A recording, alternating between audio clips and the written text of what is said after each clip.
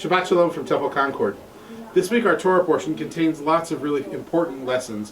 One piece is a section that we read on High Holidays, on Rosh Hashanah, which is the binding of Isaac. But before that is this fascinating section at the beginning of the Parsha about Sodom and Gomorrah.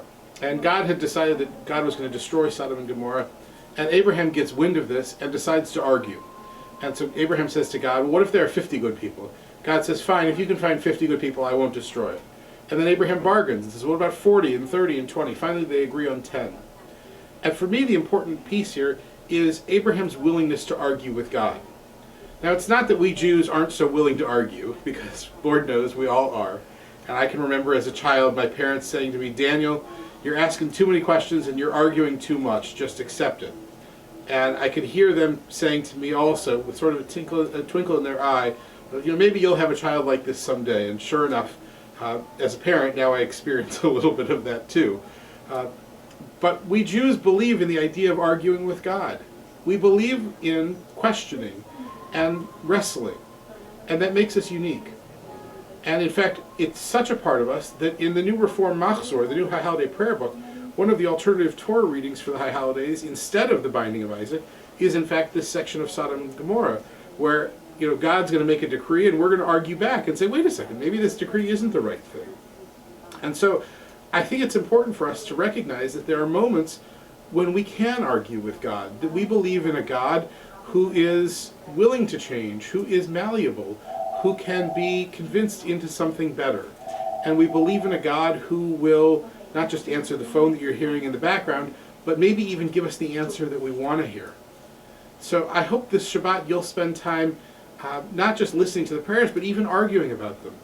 And arguing with God directly and saying, God, why is the world this way, and why do we have to accept it? Can't we change it? Can't we do this or that or the other? And for me, it's part and parcel of being a Reformed Jew, that to argue with God is to also argue with tradition and say, yes, we accept all of this, it's all sacred, it's all important, but we also have to make it our own. And I think that's what argumentation, when it works well, gets us. It gets us to a place where we have our own conclusion. Shabbat services this Friday evening will be at 6 o'clock here at the temple. We hope you can join us. Saturday morning services are at 11, preceded of course by text study and Torah study, both at 9 and at 10.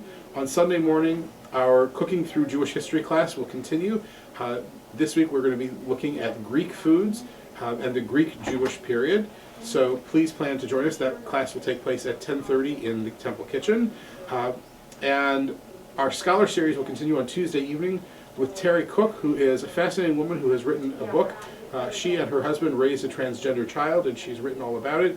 And she'll be speaking about transgender and gay issues, and promises to be a good, wonderful program. We also on Sunday, of course, have Itzhak Perlman playing in a wonderful concert that will be downtown at the On Center. Tickets, I think, are very nearly sold out, so you might want to check. But we're thrilled to have somebody of Perlman's caliber here playing for us. For now, I wish you a Shabbat of arguing. Not of frustration, not of getting at each other's throats, but rather of arguing, of wrestling, of saying why? Why can't we make things better? How can we do this? How can we find more truth? Shabbat Shalom for now. Look forward to seeing you at the temple.